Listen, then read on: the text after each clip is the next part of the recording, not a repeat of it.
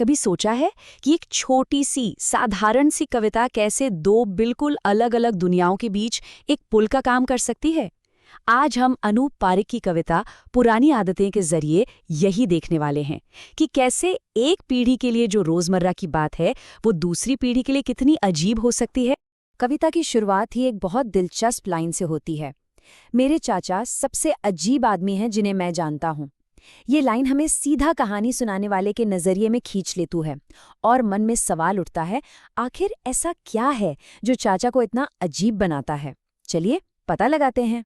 तो इस अजीबपन की जड़ को समझने के लिए हमें झांकना होगा चाचा की सुबह की दिनचर्या में, एक ऐसी दुनिया जो आज के जमाने में वाकई अनोखी लगती है, क्योंकि ये दुनिया पूरी तरह से कागज पर बसी हुई है।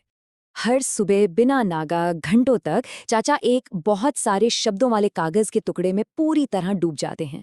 अब जाहिर है ये एक अखबार है, लेकिन उनके लिए ये सिर्फ खबरों का एक कागज नहीं, बल्कि एक ऐसा अनुभव है जिसे वो छूकर, मोड़कर और पढ़कर महसूस करते हैं। कविता इस पूरे सीन को और भी मजेदार तरीके से बताती है। कहती है कि चाचा अपनी कुर्सी पर बैठकर मानो सारी दुनिया को भूल जाते हैं और उनके सामने एक राक्षस फैला होता है।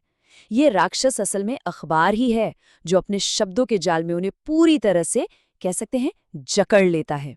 अच्छा, तो ये तो हुई एक तरफ की बात, लेकिन जब कहानी सुनाने वाला इसे अपनी नजरों से देखता है तो यही आदतें एक बिल्कुल अलग तस्वीर बनाती हैं।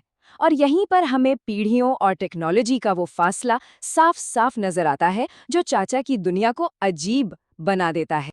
और देखिए, कहानीकार चाचा की इस रस्म की तुलना किससे करता है? अपने पिता की जादुई मोबाइल स्क्रीन से। बस ये एक लाइन, ये एक तुलना कविता के सबसे बड़े तनाव को सामने ले आती है। पुरानी दुनिया बनाम नई दुनिया। जरा इस फर्क को देखिए, ये कितना बड़ा है।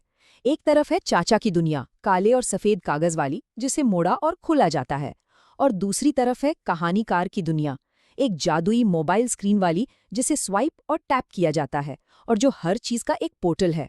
काम एक ही है, जानकारी लेना, पर तरीका पीढ़ियों के बीच कितना ज्यादा बदल गया है।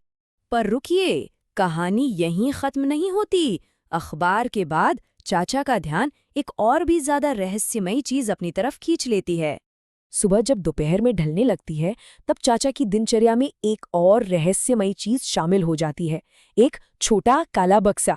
ये क्या हो सकता है और ये करता क्या है?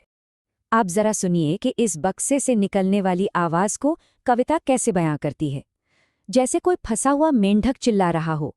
ये कितनी अजीब और चौंकाने वाली उपमा है ना? ये दिखाती है कि कहानीकार कितना कंफ्यूज्ड है, उसे समझ ही नहीं आ रहा कि ये आवाज आखिर है क्या। तो ये अजीब आवाजें हैं क्या? देखिए, अजीब आवाजें, अजीब भाषाएं, बिना तुक के गाना, और उसमें कोई ड्रम या गिटार भी नहीं। आज के दौर में जो संगीत के आदी हैं, उनके लिए टॉक रेडियो या समाचार की आवाजें सच में अजीब ही लग सकती हैं। हाँ, ये शायद एक रेडियो ही है। तो अब इस रहस्य से थोड़ा आगे बढ़ते हैं और समझने की कोशिश करते हैं कि ये आदतें जो इतनी अजीब लग रही हैं, ये एक बदलती दुनिया के बारे में असल में हमें सिखाती क्या हैं। कविता का जो टाइटल है, पुरानी आदतें, वो सिर्फ एक रूटीन की बात नहीं कर रहा। ये असल में एक बीते हुए जमाने से जुड़ाव है।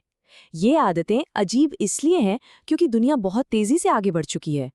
ये उस समय का एक जीता जागता सबूत है जब जानकारी और मनोरंजन को महसूस करने का तरीका ही बिल्कुल अलग।